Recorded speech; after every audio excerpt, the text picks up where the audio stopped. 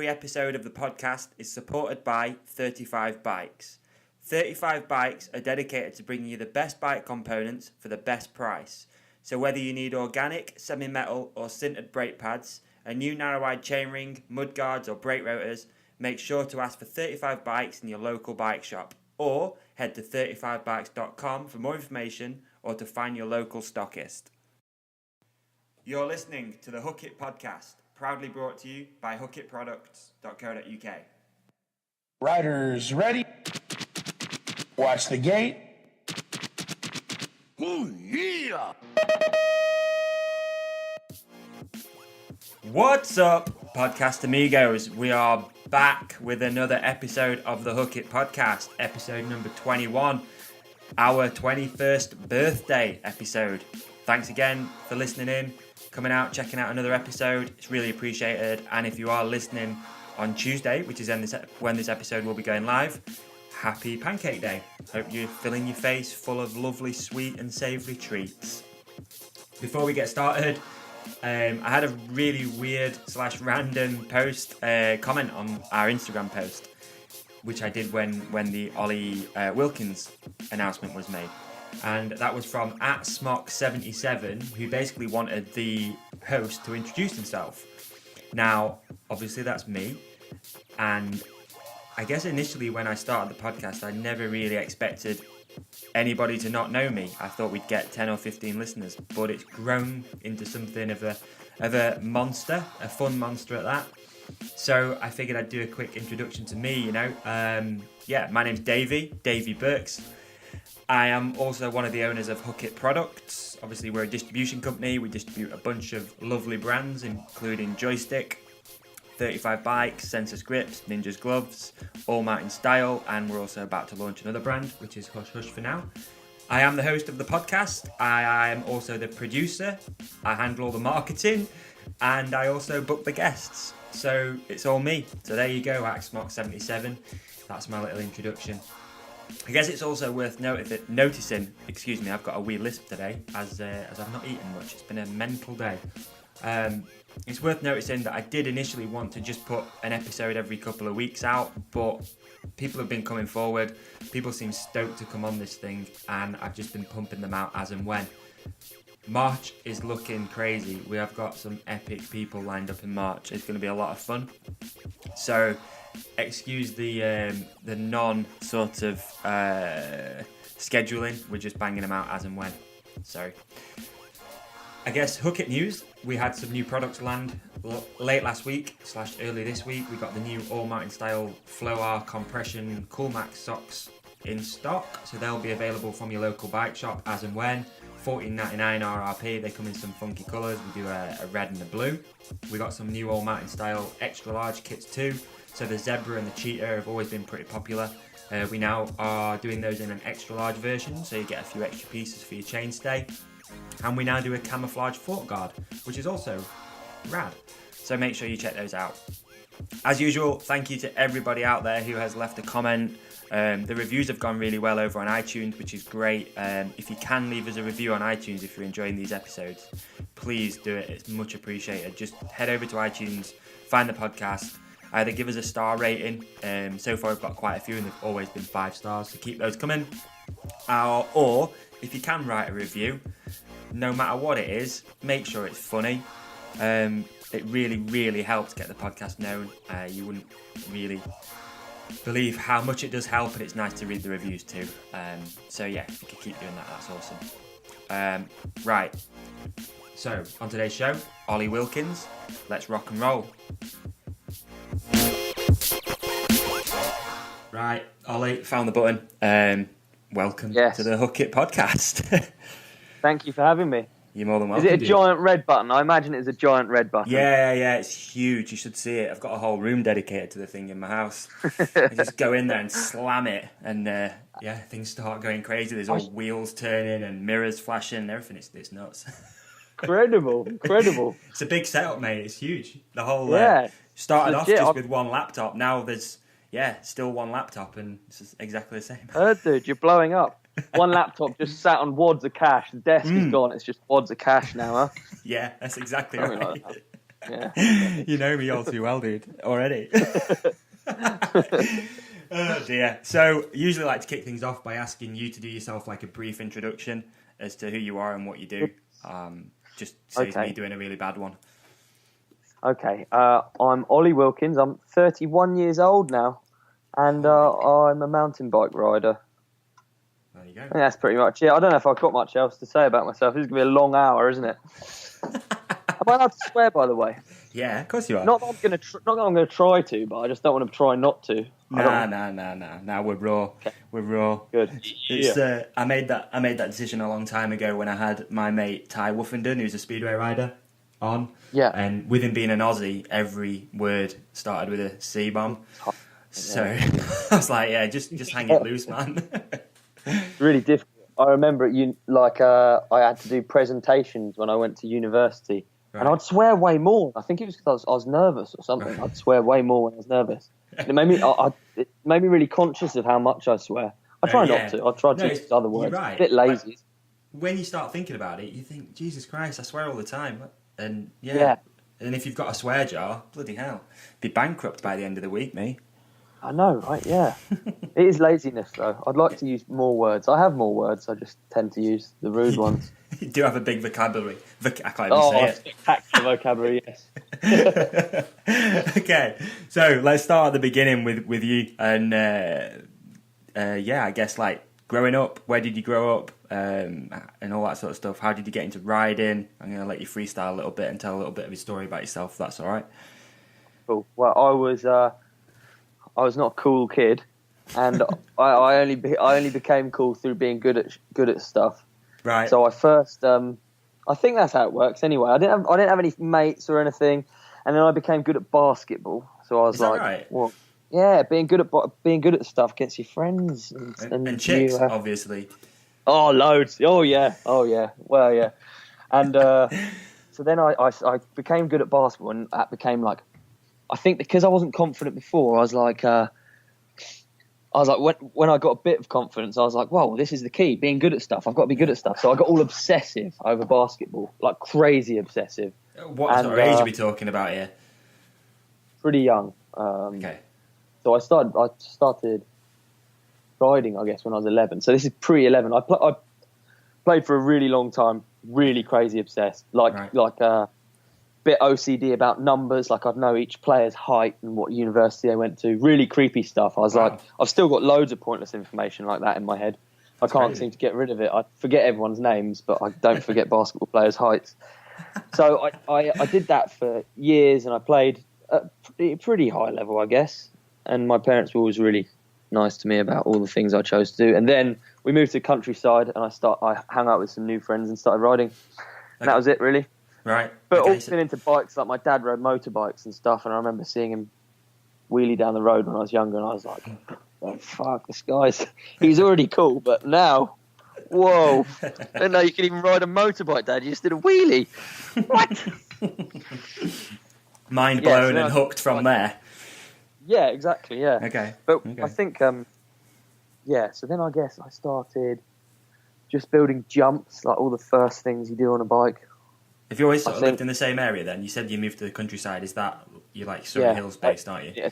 Yeah, it's pretty ridiculous. I moved from Guildford to Milford.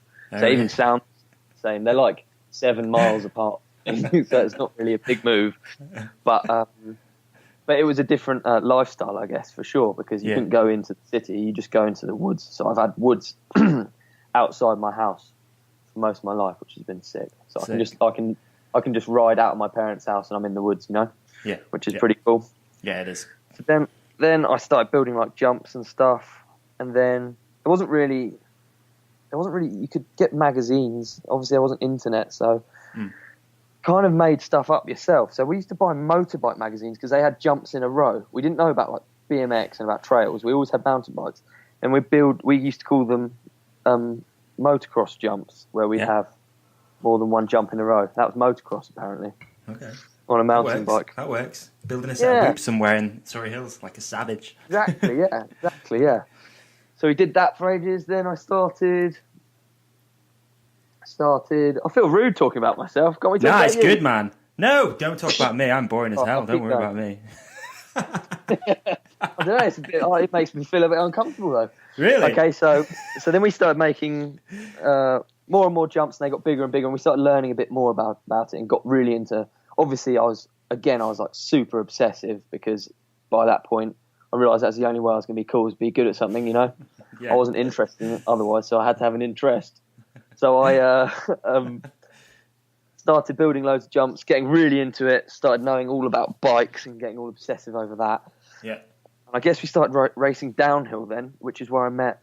My dad would take me to races. I wouldn't go with friends so much. I guess I would. I met like Party John and stuff up the woods. He's a good friend of mine still. Yeah. Then met Bren. Met really all of my friends through bikes. It's a healthy but unhealthy relationship, I think, to be honest. Because it's it doesn't really ever stop, Nah, I know exactly what you mean. Similar to me, though, I think I kind of found mountain biking through motocross initially. But yeah, similar. Watching freestyle motocross and just being like, I'm going to go and try that on my mountain bike down the dirt jumps and stuff. Yeah, wicked. Which is crazy, because back then there was like, on the scene, it was like Jamie Squibb, I don't know if you know Jamie, but like Chris Brock and all those guys. Now Jamie's like a really good friend of mine. It's crazy. Who'd have thought? Comes full circle. He's got a killer garden, hasn't he, Jamie? I remember that garden. Yeah, he's got a dream set up down there. If you've never been, it's well worth a trip to try and go and see. I don't mean everyone listening to this, because you'd really not appreciate that, but yourself. No one would find it anyway. It's pretty tucked away. But yeah, sick. Awesome setup. Really, really, really cool. Middle of nowhere. Video was that on? That was a ranking video, wasn't it? Which one's that? The one with Squibb's garden. I think the only reason I know about it must be a ranking video, surely. Okay, it's probably. Back in the day, I remember there was Heaven on Earth, which was like the first ever UK freestyle motocross video. Yeah. Oh, I used to watch it religiously. It was on blast all the time at my house. Maybe that was it, actually. That probably was it, yeah. It could be, yeah, definitely. I always kind of bring that up whenever we meet up for a drink or something. I'm like, what, do you remember that? And he's like, yeah, of course I do. It's bloody in it. Anyway. So yeah, started riding a little bit more dirt yourself down there. It was that kind of when dirt was becoming popular. Hills, we don't really have very big hills. Right. So we have really short downhills, really. Mm-hmm. So I'm talking about exactly where I live, which is like Milford. Right. So we're talking about like 20-second downhill. So we build downhill tracks, but really we were mainly jumping and then racing, because you couldn't do a dirt jump contest then, really.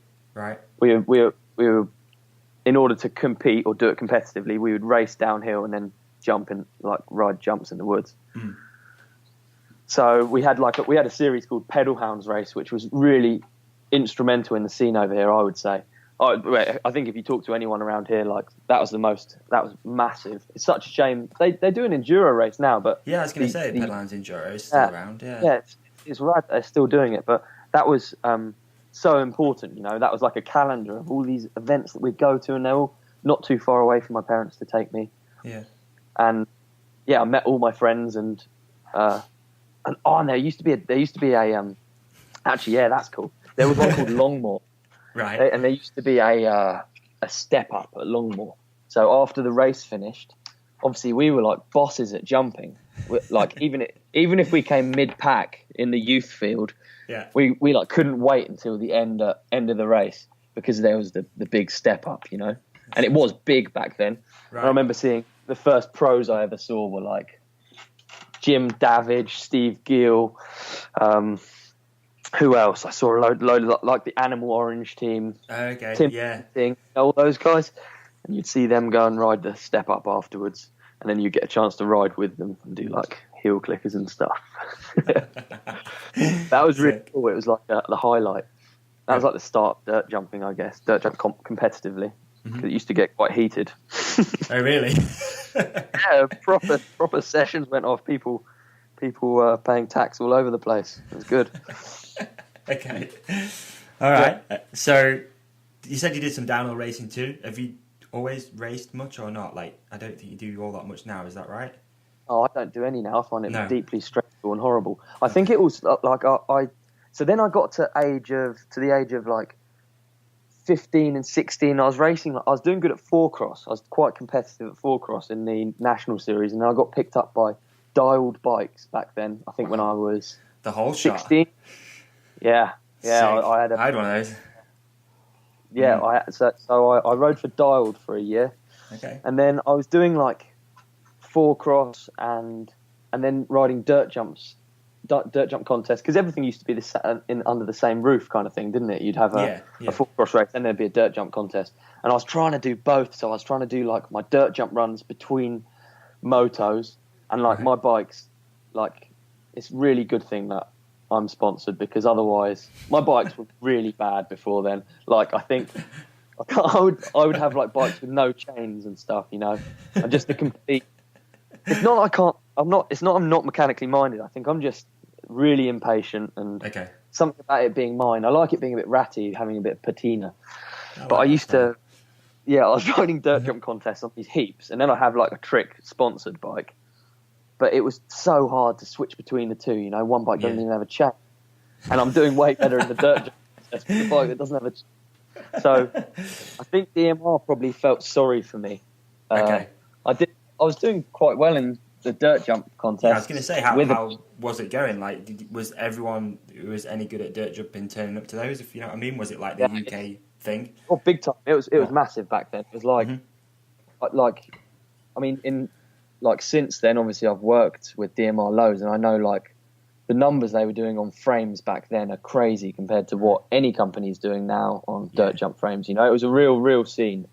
Had a load of people following it. It was super healthy. It's not healthy now, but it's just in a different way. Like people weren't. I totally understand. Yeah, I think it's kind of in a way dirt jump's gone a bit. It's not as accessible. You know, back then back then anyone could have a go, whereas now it's just like gymnastics. I think it's alienated people. A bit more intimidating for people. Yeah, and I feel like it's got a bit of a vibe about it. Like people think of it as a bit of a kids thing, or a bit of a silly billy part of the sport. Whereas I think it's massively useful in every aspect of riding a bicycle. I think it's helped me out no end.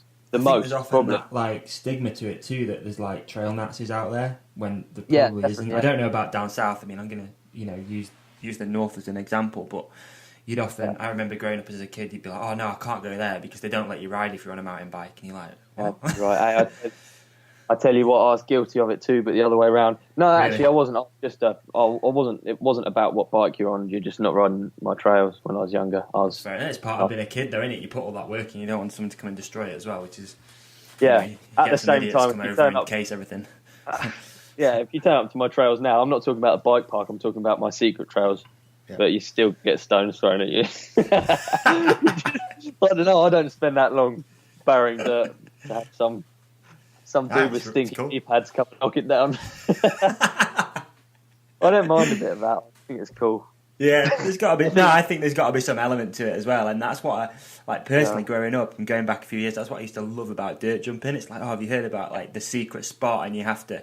I mean, pre like Facebook and stuff, you'd have to text a load of people to try and get someone to let you know where they are. It was almost like hunting all the time, you know. We had to be strict. Because especially our trails, they're sand trails. So they, as much as they dig really easy, they break really easy. Okay. And in winter, everyone wants to ride and no one can ride. Yeah. So people would get up so early to come and ride our trails, and they'd smash everything to bits and then get out of there as quick as they could. Like honestly, dude, I don't lie in. I get up we would meet up at the trails at 9. We wouldn't have phones, so we wouldn't text each other. Yeah. It'd just be a given that you're up there at 9, and people had already been up because they're that desperate to ride.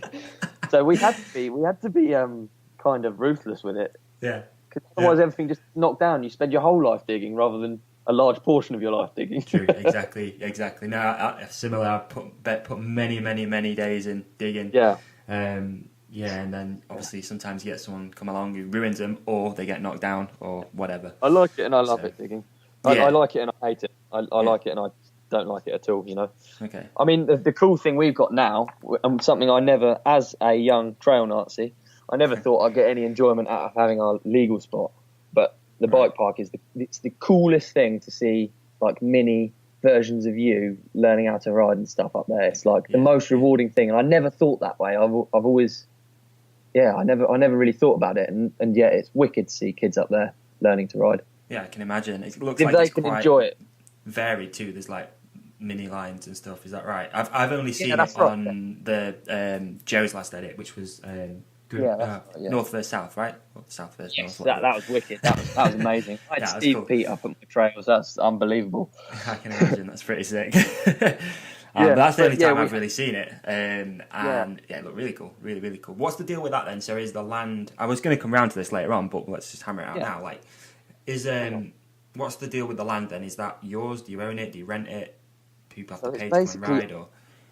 It's such a motley crew of people that sort of own that land. It's like a church owns it, an ex-Waverley Borough councillor, I got a guy in the school, myself. It's like, it's really cool. We spent basically like 8 years going to these meetings, and they're just death boring. And I just went along because I just thought, why not? I really want it to happen, but if I'm honest, I'd moved on. We had new trails. I didn't think it was ever really going to happen, but I felt like if it was going to happen, I didn't want it to be one of those council parks that pop up and they just look insane, like seesaws and bloody. So I wanted, if there was a chance for it to happen, I wanted it to be as good as because I spent my whole life in those woods. I learnt to ride in those woods, and the old spot that I had for 8 years before it was knocked down. And like, if someone else has the chance to like completely to get that much fun out of, like, basically it's a spot the size of 4 tennis courts, Is that what and you can spend. Right. Yeah, well, no, it's probably more than that. I'm probably being a retard here. I'm not very good at. Me either, man. I don't know. But it's just all I mean is it's a small plot of land in the woods, and yet I've spent so much of my life up there, and it's been time well spent, Yeah. And if someone else could get that as well, it's rad. I think people are. It's really cool.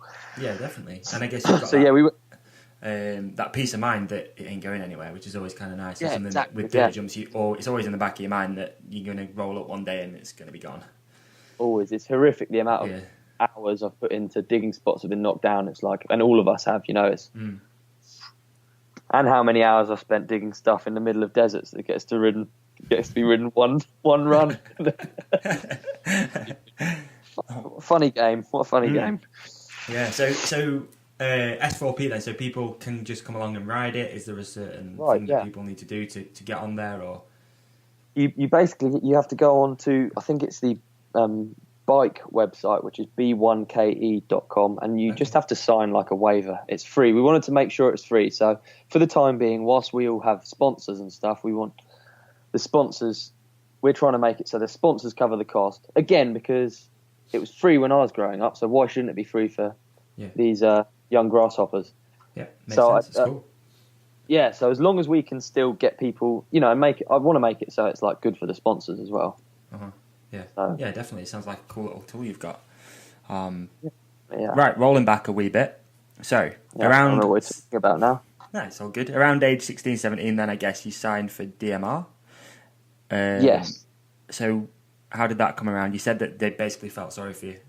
But there must have been more to it than that. So, I was getting, like, podiums at King of Dirts, and that sounds kind of like nothing, but back then it was a thing. It was like the King of Dirts it was almost sometimes like the Four Cross was a sideshow to the King of Dirt. I felt like it felt massive. So I was getting podiums at King of Dirts in contest runs, and you looked at my contest run now and it would be a joke, because there's every kid can flip down the skate park, but back then a flip was like, like me, Glencoe, Chopper, and a few others. We're the first people to be doing flips and spins on mountain bikes. And it was like, you couldn't learn it in a foam pit. You had to learn it in a river.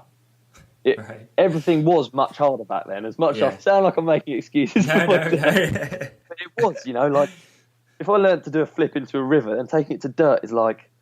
Oh, man. That's next level, massive. Isn't it? Yeah, that was super gnarly. So I guess I was doing good at those contests with my runs consisting of basically 360s, backflips, 2-foot cans. Maybe you might get a 360 table on a good day if the wind's blowing the right way and I'm feeling good. I've had some Haribo.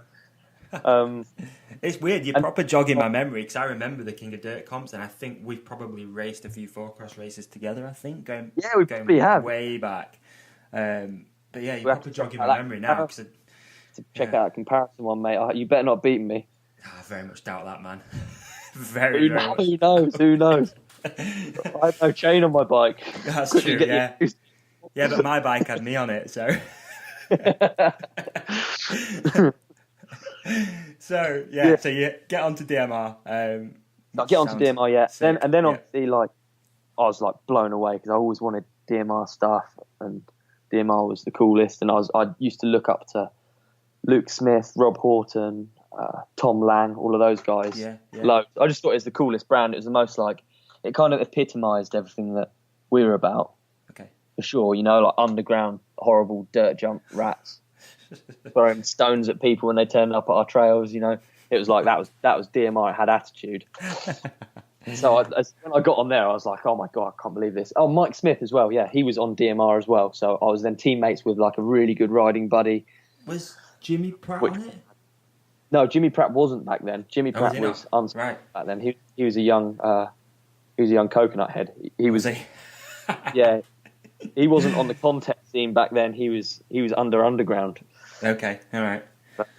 Okay. So I'm sure we'll get onto him at some point. He's the man. Yeah, possibly.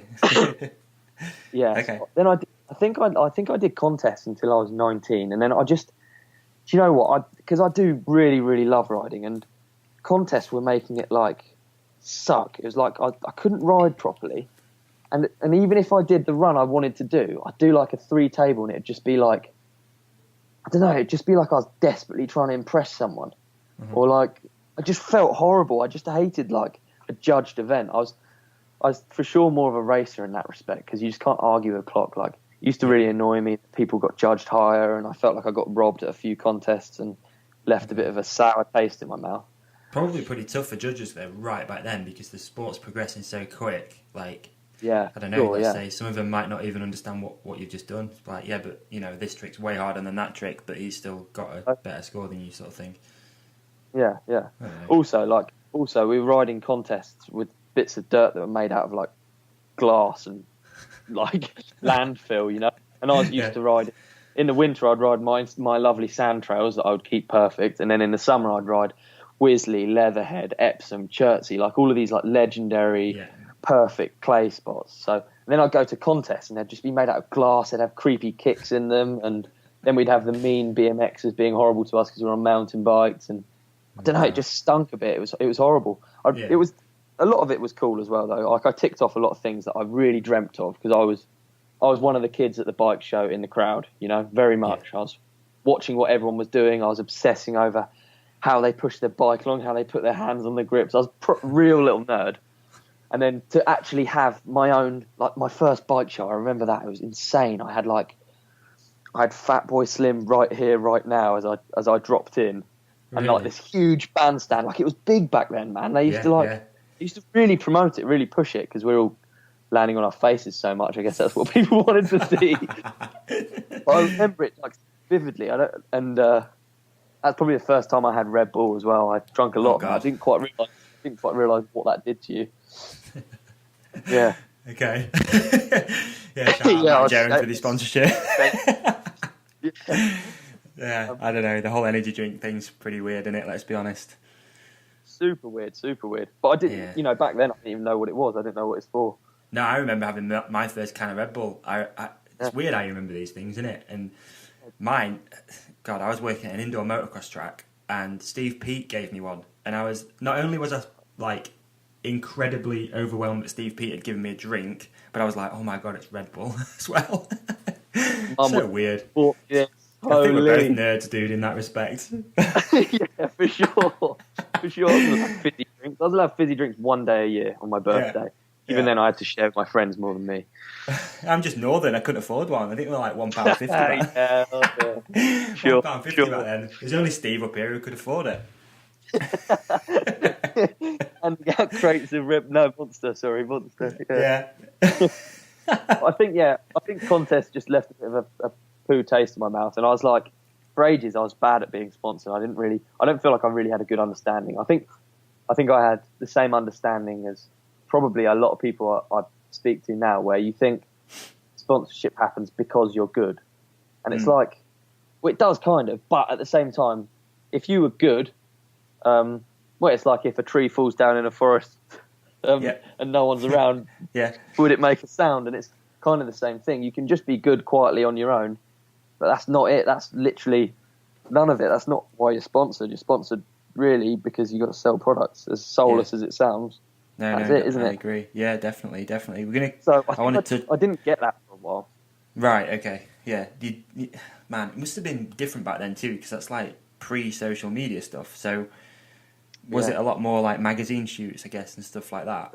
Exactly. And that's where I had my my kind of what's the word?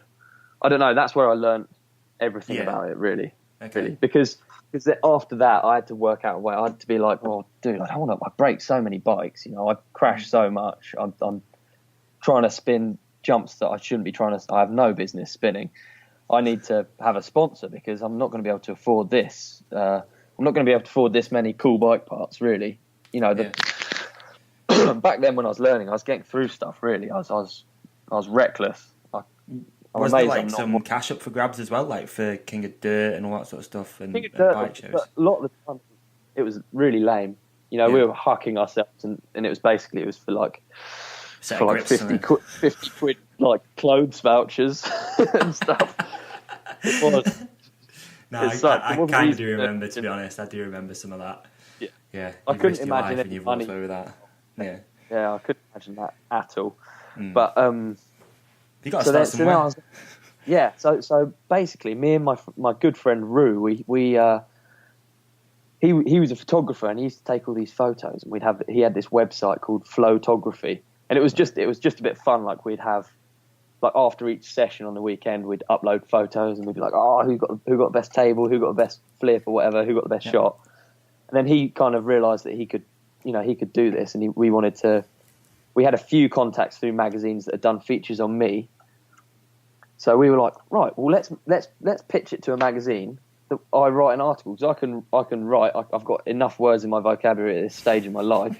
You can scribble swear words out as well, can't you, and put something else. Yeah, you can delete the swear words, and also at that time I think it had that red wiggly line underneath it that helps you spell it proper. A little paperclip that came out. Yeah, exactly. Yeah, that probably just come out spell check. So we pitched it to MBUK through I can't remember who the contact was. It might have been actually the current editor of MBUK, Danny Walter. Right. We pitched it to him, this story. I believe it was called like Aggressive XE, because I was always still riding downhill and stuff, even if I wasn't taking pictures of it. I was riding, like I had an intense taser, I think, doing all this other stuff. Beyond dirt jumping. So we thought, well, I'll ride my dirt jump bike up the Surrey Hills, man. Yeah, we'll do an article on it. It'll be like a dirt jumper riding. And it was super dumb stuff, but we got a first article. And I had my first taste of like money from mountain biking, as in being paid by a magazine for my words, and then being paid by my bike company for my photo bonus. And I was like, whoa, this opens up a whole. Because I think I'm fairly creative in my thinking. I just constantly thinking of ways to do it. Then I was thinking of ways, how else can I get in this magazine? One of the cool other things, also because I'm a super fan, like I wanted to think of something that I would want to read as well as much. So that's right. So then really cool. I was trying. Yeah, it was all based around photo bonus back then. So then instead of doing contests, my way of being sponsored was to get magazine coverage. So that's what I focused on. And obviously I wanted to be in dirt so bad. Oh, man, so bad. I can imagine. I've been in it a couple of times in adverts, but I wanted them to feature me, you know. I wanted to be in the cool stuff. Okay. So we cracked on with that, and I sort of started working with photographers and video guys more. So that's kind of where it started. I guess I've actually always been like a schmedia rider. I guess I was only competitive for a little while early on. Nah, it's cool. It sounds really good though. How you've got to where you are right now, you can pretty much just see it all playing out. It's rad. It's really cool. Yeah, it's funny. I think it gives, as much as it looks like you're just pissing around, it gives you such an overview of kind of. That's one thing I have learned is like it has taught me a lot over the years about just business in general. Just you know, marketing, business, advertising, that kind of stuff. I think it is. I think it is a good way of learning about something. I think it's a cooler way of learning about something than if I'd done it at university. I was going to say, did you do university or anything like that, or did you just leave school? I did, yeah. So whilst I was on the photo bonus program from DMR, which was kind of, it was sometimes I'd earn sort of like normal minimum wage money off a good month. You know, maybe I'd get a cover here, or I get like a DPS or a 6-page article in MUK. Like if I'd really worked hard, I could earn like a minimum wage off photo bonus. So, but I had a lot of time, so I was like, and I've always been obsessed with packaging. Like I kept all of my like packaging from clothes when I was a kid. If I ever got like a cool label, I'd keep it. I was really weird like that. Right. So I was into drawing as well. So I've always been into logos and that kind of stuff through basketball as well. So okay. Actually, I didn't go to university to learn that. I could already do that. I was already getting paid to do that. So I don't know what I'm talking about. But I went to learn it properly. Have someone else and get the actual piece of paper after it and all that stuff. Exactly. Yeah, so someone out there might think I'm smart. So I went there for, is it 2 years? You tell me. Mate, I didn't go. Jesus. Did I you left not school know? at 16. No, man, I was out of there. 16 years of age, dude. I was gone. I didn't even get my GCSE results. Roaming the streets. Is that what happens up north? Yeah, 16 years old, 3 days after finishing my GCSEs, got on a plane, went to California. See you later. What are you talking about me then? I'm talking about some crappy university. You've got an interesting life. I went to colouring years or something. Looking back, I kind of wish I had done university or college maybe at a push. But I didn't get on with school at all, dude. Like, I mean, I never missed a day of school. I guess I was all right at it, but just wasn't for me at all. Couldn't think of anything worse. And I think it's such a tough decision to make at 16, because at 16 you don't want to go. I personally didn't want to go back to school. If you'd have asked me at 21, I'd have been like, yeah, actually, kind of wish I had done that, you know? Yeah. But at 16, I was out of there, man. I wanted to go visit some supercrossers and ride dirt bikes in the sun. That was where I was going. Yeah. That's so cool. I don't think I had anything going through my mind at 16. I wouldn't have been able to come up with a plan that fancy. Just girls and wanking. All right, that's what I was doing. All right, cool. Yeah, all right. I'll put your words in your mouth for you, man. Yeah, exactly. Just digging and wanking. That's all we're doing. No idea what I wanted to do. I worked on building sites. I just did whatever. Yeah. Oh no, I worked at Halfords. That was interesting. Right. Beautiful. I actually still worked at Halfords, and I was in the catalogue riding for DMR, which is like it's like a sign that you're in the wrong industry, isn't it? It's like a definitely. Sign. Like you're the poster boy, and you're like still working at Halfords. Building up an Apollo Guru for your day job. Yeah, exactly. That's literally what I was doing, dude. I was fixing punk for Susan down the road. Ridiculous. Yeah. So how did you... how did you end up then? Because you worked for DMR, right? Or do you still work for DMR? Right, yeah, I still do. So even as a rider, again, it's probably all partly to do with me not wanting to do contests and still wanting to. Obviously, I was riding at a really high level, but I just didn't want to do those shit contests. So I was always thinking of ways that I can offer more. So I started to kind of give much more in-depth product feedback, and I've got enough of a brain that I can put a product on my bike and understand what's going on and what needs to change. And I've had that since I was 16. You know, I've been having to feed back to companies on every single thing that I put on my bike. Yeah. So I started being a bit more proactive with my kind of product feedback, and then that turned into, when I left university, I was like, I could get a really normal job here. This is a turning point in my life, probably. This is a pivotal point, because I was like, I could get a really normal job, but I'm likely to ride less, or I get a job I could try and do some work for DMR, and then I'll have way more chance of riding my bike. And you know, literally every single person around me rides. I've got a lot of friends that are full-time riders. It's where I want to be, really. I still want to be riding my bike every single day. And So back then, chose DMR, what sort of scale was DMR at? Was it a bunch of employees? Was it quite small? Or DMR's also upgrade bikes. So they bring in a lot of other brands as well. So the actual DMR side of things is probably quite small because it's an own brand. So the people the stuff that comes out of DMR is shared between actually really quite a few people for a brand of its size. Uh-huh. Right. It's always good to know, isn't it? Like I didn't know at what scale it was or anything. Yeah, I mean DMR's, they sell a lot of pedals.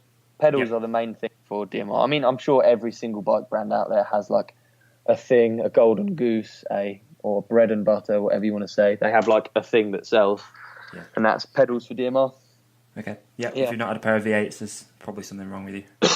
Well, exactly. That's it. Black V8s. They're the ones. Black V8s. If you've not had V8s, probably got no legs or something. You probably, exactly. Probably. Can you edit these things? Nah. So I went in and helped them develop. Actually, I had a signature fork. That's funny to talk about. I had a signature fork. Yeah, the OW. What? You haven't right? heard of it? Haven't heard of it? What? Yeah, it's the OW. Yeah, I had isn't a it? signature. Yeah, the OW fork. Yeah. Yeah. Okay. So which is a rigid. It's a rigid, yeah, but it's a rigid fork that came out at almost exactly the wrong time. Right. Okay. Maybe I just tell myself that, but it was like a rigid fork exactly when everyone started riding suspension. And funnily enough, the exact same year I started getting sponsored to ride suspension. So it didn't do too well. Well, believe it or not, they've still got stock. So get your orders in now. It'll be collectible one day when I don't know what. When I have a heroin overdose and become famous. Yeah, after this podcast, I think, mate, this is the Exactly, this is the icing on the cake. Like a realization of my life. Oh, big sigh. Dear. I had the old signature fork. Yeah. Okay. And then I've worked on a load of other. I've worked on products since. It's wicked fun, and I obviously have graphic design capabilities. So would you say that's your day job? Do you go in every day? Do you work from home? How does it work? No, I'd say my day job now has changed now since the thing with DMR was it was very much mixed. So I was right for whatever day I was out shooting a video, testing. That was all part of my job as well, So, but it wasn't budgeted. It wasn't like allocated. So it wasn't like, Ollie, you'll be doing 2 days a week riding and then the rest you'll be working. Whereas now it is. So I'm a full-time mountain bike rider and then I help DMR with product development. Okay, sweet. Whereas before I was like I was in the office if I wasn't riding. And do you know what? For years I've been doing it and it was super exhausting. Because I guess every rider, it looks like they just live the life. And you do to a certain extent. But it's super hard work, man. It's like... At the end of the day, it's still a job. And that's something that I think people can forget quite easily. That it is still a job, and you still have bills to pay and stuff. Just because a video looks fun, and even if a day is fun, it still doesn't mean it's not hard. So I feel like it's easy to talk about now because I've had the perfect example. I've been filming for Slice of British Pie today with some of my best mates, with Bren, Bean, Jono, with Tommy C filming, Rue up there, Ben from Dirt over there. It was a wicked day, but that doesn't take away from the fact that I've also got lips to the floor 5 times today. I've pushed up 900 runs. I've ridden scary stuff, like I've done a scary line that I didn't want to do, or it still has. I don't know. I feel like it's. I feel like I have to. You're still going to have tough days at work, aren't you? Whether you're sat behind a laptop somewhere in some office or you're out riding your bike, it's still going to be hard. I've always felt like I've had to do it.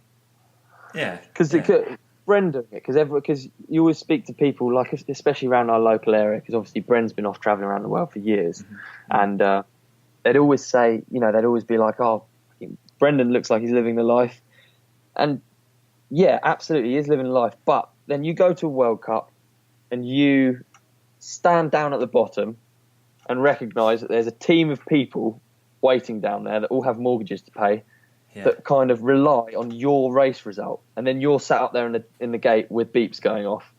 Yeah, to me, I've seen the pressure that these boys go through, and there's a reason why I'm not a racer, and it's exactly that.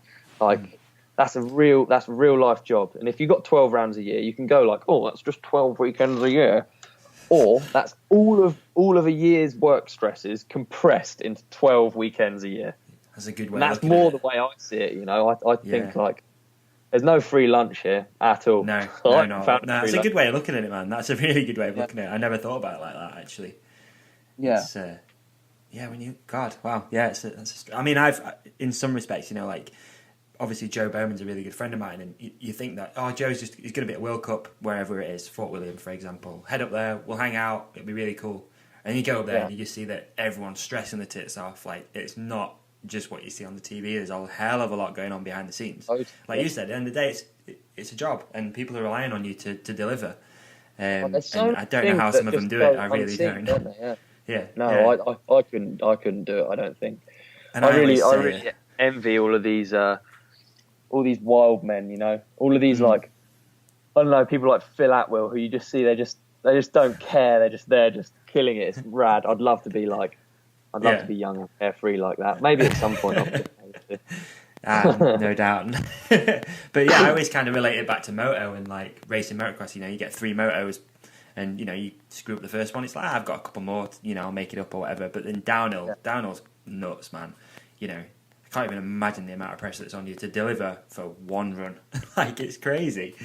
And like you say, all the travelling that's involved, all the money that's behind it to get you to that race, to, like you say, to be on the start line. And God, silly things, you know, things that you'd never think about. Oh, the suspension contract's coming up, and the marketing manager is at this round. You know, yeah, definitely. And then that's just going to be in your head. You know he's there. You've shaken his hand. He took you for a meal the night before. You know he's waiting at the bottom, and then you're there like, oh no. Yeah. Who am I going to ride for next year? Yeah. It's a good way of looking at it, man. Really good perspective, that. It's much appreciated. It's, there you go. It owned me a little bit. So you're still obviously with DMR, and then you're now also on Focus. That's right, yes. I ride for Focus bikes. Is that I'm going to be riding for them for the next 3 years. Yeah, it's quite recent, yeah. Okay. I signed for them at Eurobike for 3 years, and then my first event was 9 nights. Right. On like a 140. Everyone's on downhill bikes. I was on a 140. I was going to say, do they even have a bike capable? Not, I don't mean capable, but like aimed at that stuff. Well, that perfectly capable. It turns out, yes. Yeah. But actually, it was like a leap of faith for me. I didn't know at the time. I was hyped to ride this thing, but I guess I didn't think through the whole 9 nights thing. I just thought of it as like, oh, cool, yeah, I get to go and ride at 9 nights. Yeah. But actually, that was like, I guess that was quite a gamble. It's lucky that all of the bikes are amazing. 14 years, and I'm not big on change. I like things being the same. Don't know why. I just feel comfortable that way.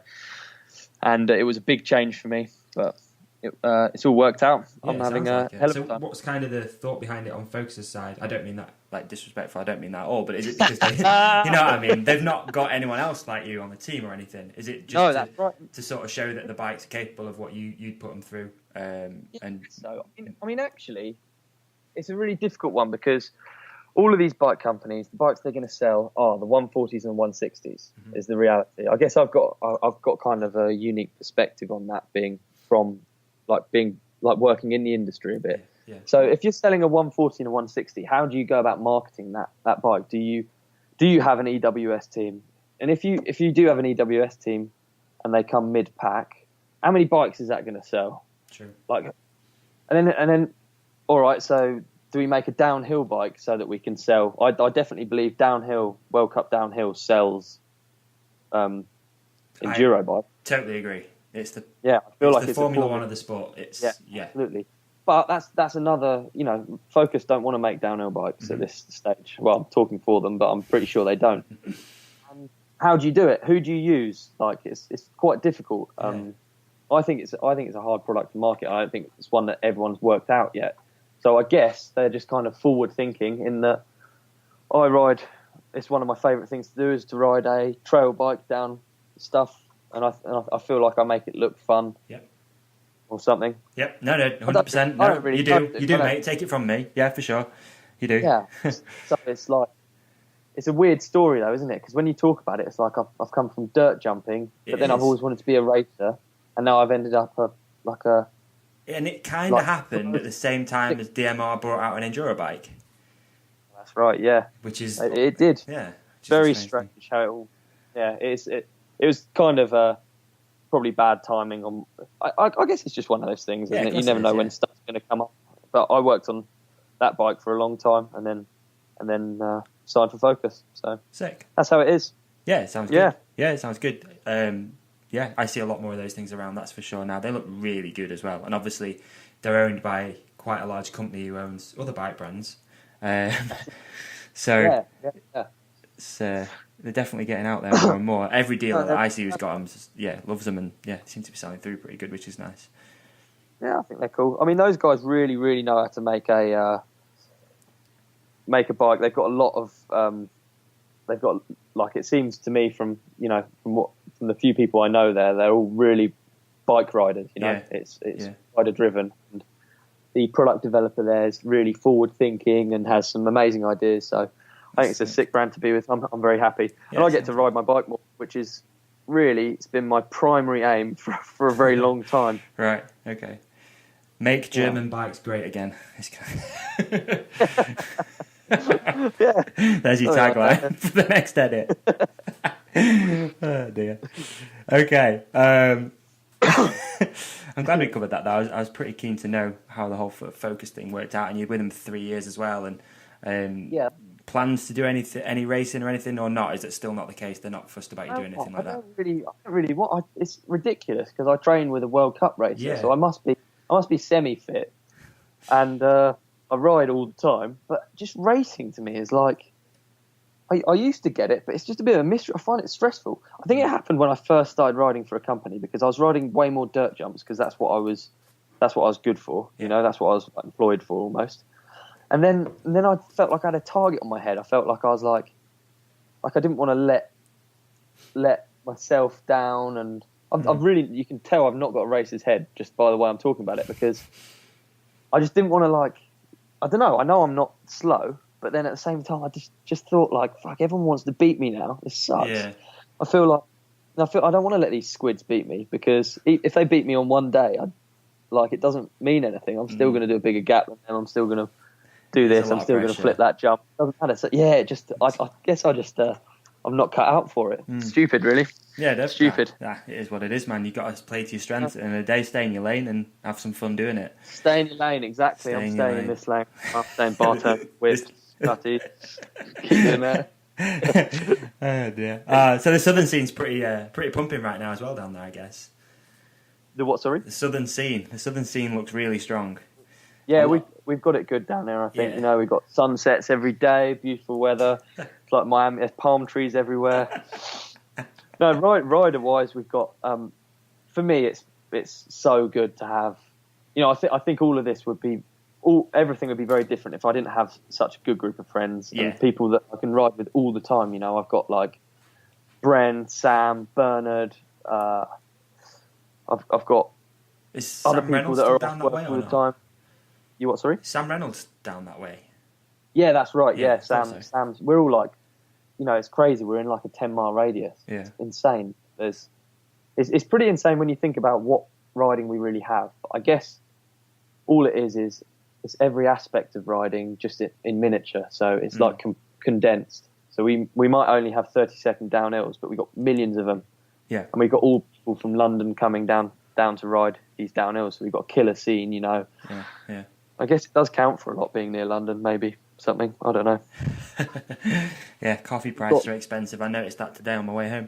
Tell me about it. I had a turmeric latte today. Oh. Woo-wee. You can tell I listen to too many podcasts. Are you a podcast fan? Just out of interest? I'm a big podcast fan. Yeah, that's dope. Yeah, I listened to a whole one about. I've been taking turmeric for a while now since this podcast. Yeah, the golden paste. Oh, it's wonderful stuff, isn't it? Yeah, I do the golden paste thing. My missus uses it for a horse as well. I like that stuff. I was reading something the other day about how it's good for your teeth, for cavities. Is it? Yeah, apparently. Yeah, you kind of use it like toothpaste. Just makes them go orange, though. Yeah. It's never the plan. Like a half-painted garden fence at the end of it, but got no cavities. Like Ron Seal. You know what, Ron? Actually, I've just remembered something that I saw on your Instagram. Snooze. Are you still using it? I do, yeah. I really like snooze. Same, That's dude. probably. I'm not much of a drinker, and I'm not a drugs guy, but I do like chewing tobacco. Right. It's because I think it is probably another one of those things we're talking about, like vivid memories. I have I did a travel. I've done loads of travel guides over the years, and I did one for Dirt magazine in Sweden. Right. I think I was with Trond Hansen. No. Okay. He rode. He's like a free ride legend, killer guy, Right. a real gangster. And I was sat in Halfyell after like a heavy day's riding, and you never know what time it is. There's like sunsets for like 5 hours a day. I'm completely confused the whole time I was there. I've got loads of stories about that, but I was just sat up there looking over this lake that looks like it's made of glass, and he passed me one. And I think of that as snooze, not as like sticking a fag in your lip, which is essentially what it is. Yeah. I really like snooze, yeah. I've not had any for ages, but I got well into it. I used to have a company based in Poland, and we used to sell most of the stuff that we did, which was camper vans, to Sweden and Norway. And I also used to be around Speedway a lot, and Speedway riders are big on snooze because they always travel from Sweden to Poland, etc. And that's kind of how I found it. But yeah, going back a few years, I was flat out on the general. And for people who don't know what a snooze is, it's basically like Olly just said. It's chewing tobacco, but in like a little pouch, which apparently contains small fragments of glass, which go into your gum, and then that's how it leaks into your bloodstream. There you go. I didn't know that. Yeah. When I heard that, I was like, nah, I still like it. I saw it on your Instagram. I was like, as if someone else knows what this stuff is, because I used to take it out with me, and you'd be in a club, you put some in your mouth, and you sort of get people like, "What's that? Oh my god!"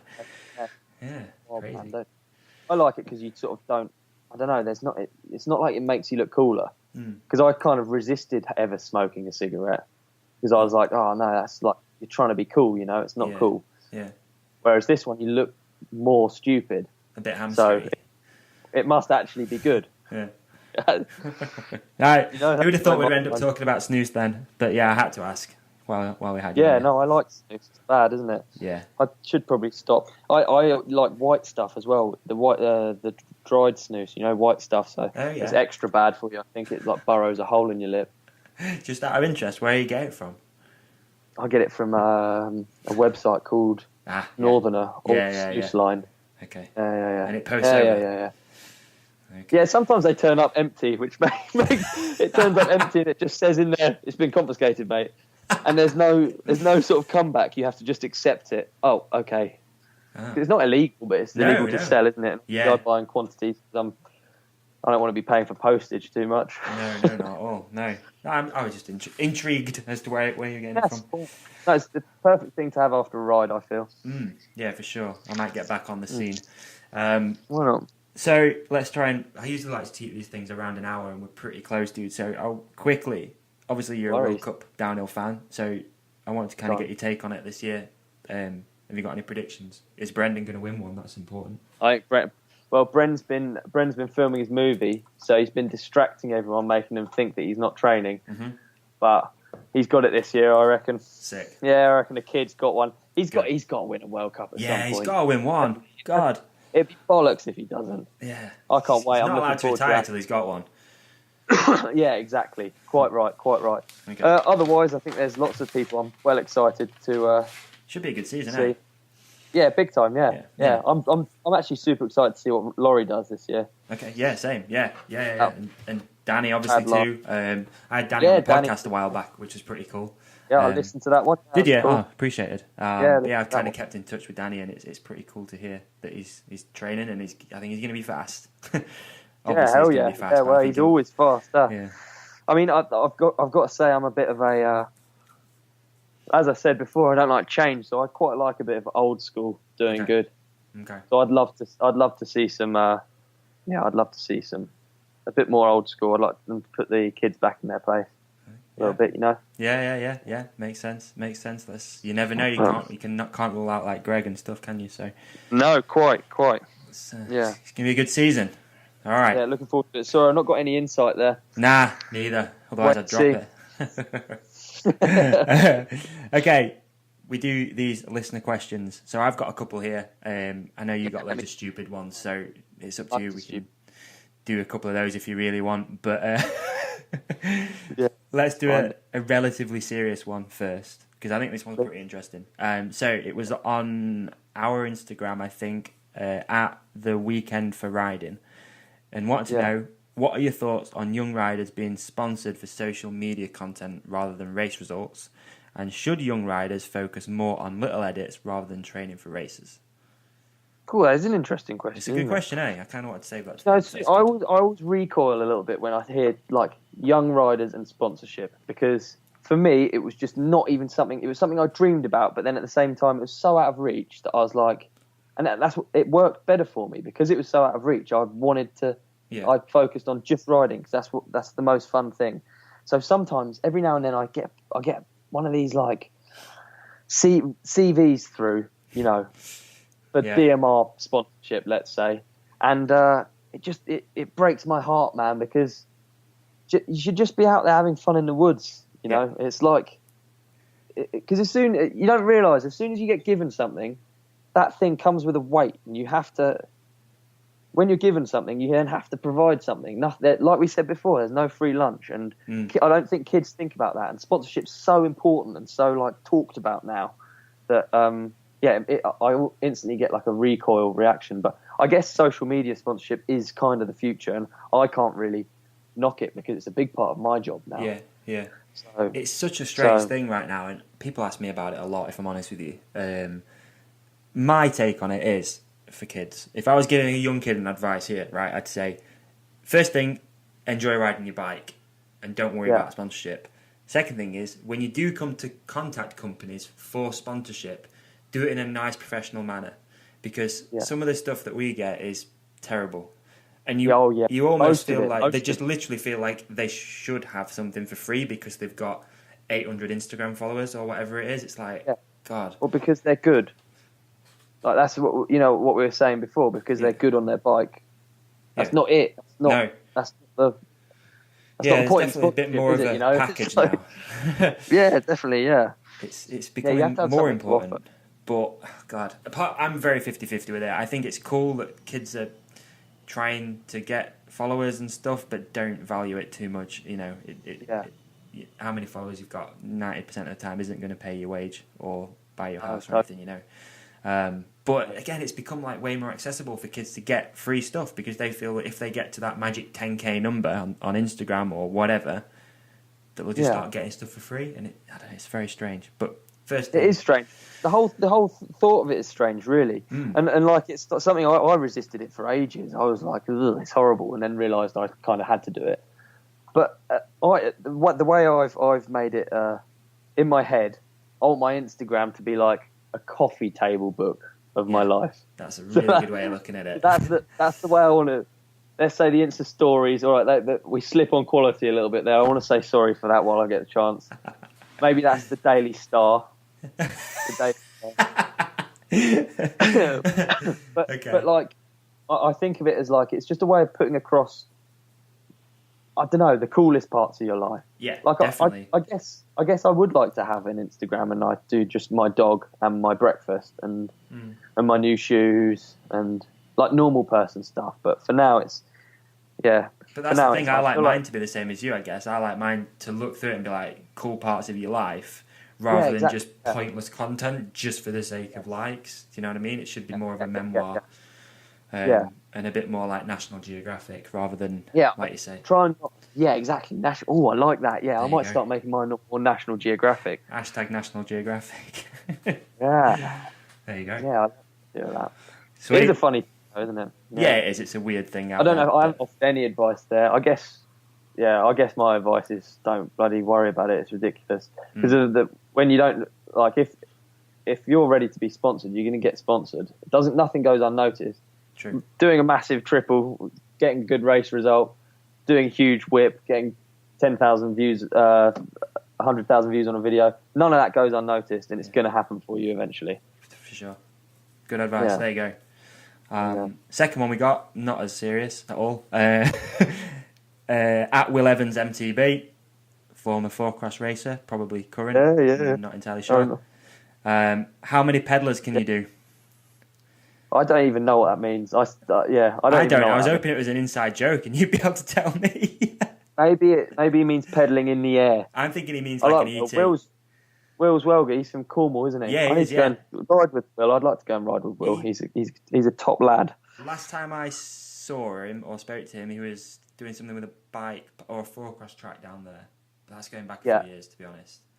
Wicked. Yeah. I don't know what it means, dude. So let's just take a guess. I reckon I can do, and I'm going to try and do it next time at the Dirt Jumps and do a video for him. Perfect. I think I could do 5 full revolutions of the cranks in, if that's what you're talking about in ET.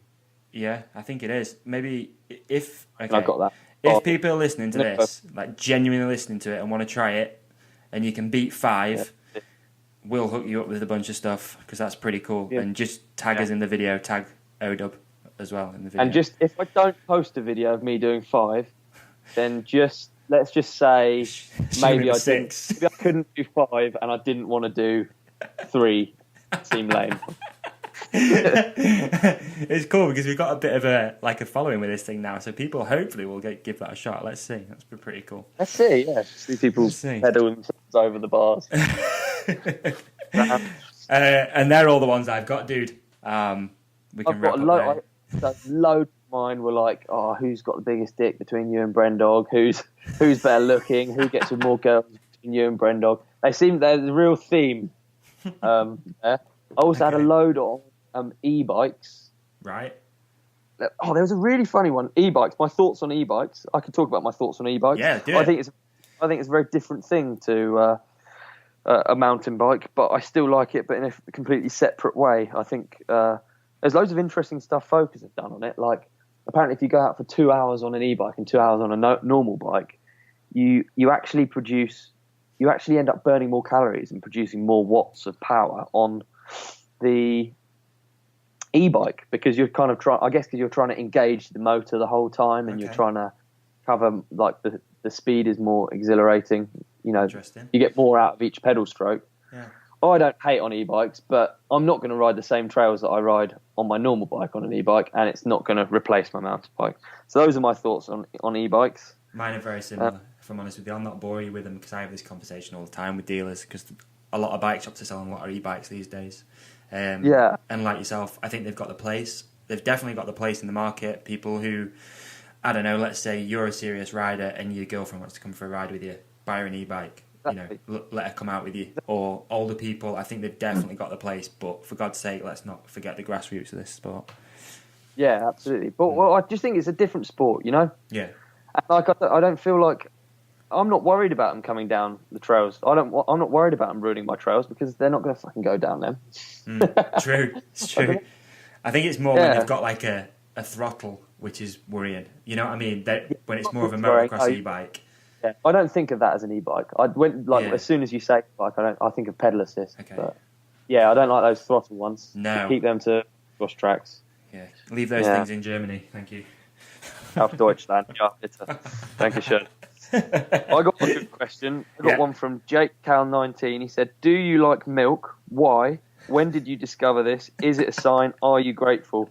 Now, yes, I look like milk. Why? Because it's high in protein and I think it's good for electrolytes. So, what milk do you like? Just cows, mate. I don't do human yet. I did human for a bit at the start of my life, but I've given up since then. When did you discover this? There's the answer there. Is it a sign? I'm not sure if it's a sign. And yes, I am grateful. I thought that was worth answering that one. That is an amazing one. Actually, I just remembered one. Sorry, I'm going to use this one too, which was from Duncan, actually. So if you don't already follow him, at Duncan Philpott on Instagram.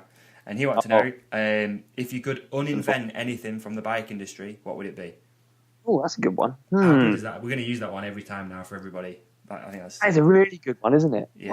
What do you uninvent? Because actually, I don't know, like 29ers, they just got their place. You just pedal around on them, can't they? Duck pond bikes. It's good. What else? I think some of these standards, the standards have got to stop. They've got to at least slow down, make it like so people can catch up a bit. The standards are really exhausting, and from the point of view of product development, it's really boring. It's like you have to think. Everyone's like treading on eggshells, trying to think like 4 years in advance what bullshit BB is going to come out, and I think we've really got to think through what we need to change and what we're just being silly with. Yeah, I totally agree. I think that metric stuff's a bit mean.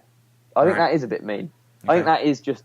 I've heard a few conspiracies on that, and I'm kind of with them. I feel like that's a bit like the big dogs don't want the young ones coming to the party. Okay. Metric, I think. Yeah. Yeah, because they're trying to get all the OE market. This is super bike chat. This is gnarly. I don't really want to be.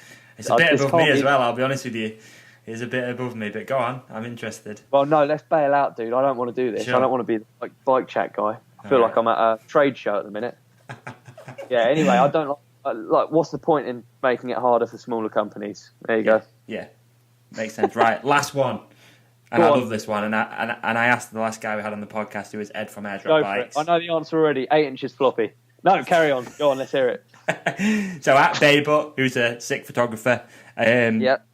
Hang on, how am I going to word it?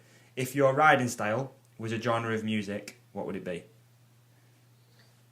I like to think it's hip hop because I want to be, hip hop. It's got to be hip hop. I've always listened to hip hop. Okay. Right. Yeah. We'll go with that. Yeah. Why not?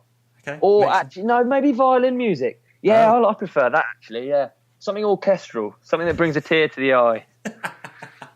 Perfect. One note to end on. I like it. Okay. Hip hop violin. Hip hop, yeah, nice. Even invented a new genre of music just for this. Nice, perfect. Sweet, right. It's been a blast, dude. For people who don't already, where can they follow you and stuff? Shout out your social media links or anything else you've got to promote. Let me have it. At ODub_23. Yep. My good friend Brendan Fairclough is releasing a movie that will be out very soon. It's called Death Grip. That's one thing I'd like to promote. Other than that, I'll text you about it. Yeah. Other than that, I think that's that. Sick. Right. Yeah. Thank you to everyone who allows me to ride my bicycle all the time. I'm sure they're grateful, dude, of you doing it for them. It's been a pleasure. Really good to chat, man. I really appreciate it. Yes, and sorry it's a little later than anticipated and all that sort of stuff, but yeah, much appreciated. Thank you very much. Thank Go you. eat some Thanks pancakes, dude. Take it easy. Yeah, nice one. Cheers, dog. See you, man. Bye. Tina, you fat lard, come get some dinner. Boom. There you go, chaps. Episode number 21. Again, massive thank you to Olly Wilkins for stepping up and being a guest and doing it at quite short notice as well and a random time of evening. But I hope you agree that was a really good episode and a good conversation. And as usual, if you have enjoyed these episodes, please let us know. Give us some feedback. Drop us a like on our, a follow on our social media. We've got Facebook, it's at the Hookit Podcast. Instagram, at the _Hookit _podcast. If you can leave a review on iTunes, that's a massive help. Whether it's just a star review or typing something out, something that's going to make us laugh so we can post it on social media. Please do that. It's much appreciated. Don't forget the Will Evans challenge, which is how many ETs can you guys do. If you film that, tag us in it, send it to us so we can repost it. Anything more than 5 is a winner, and we'll try and hook you up with some swag. Right. Enjoy the rest of your week. Thanks again. March is going to be rocking. Peace out.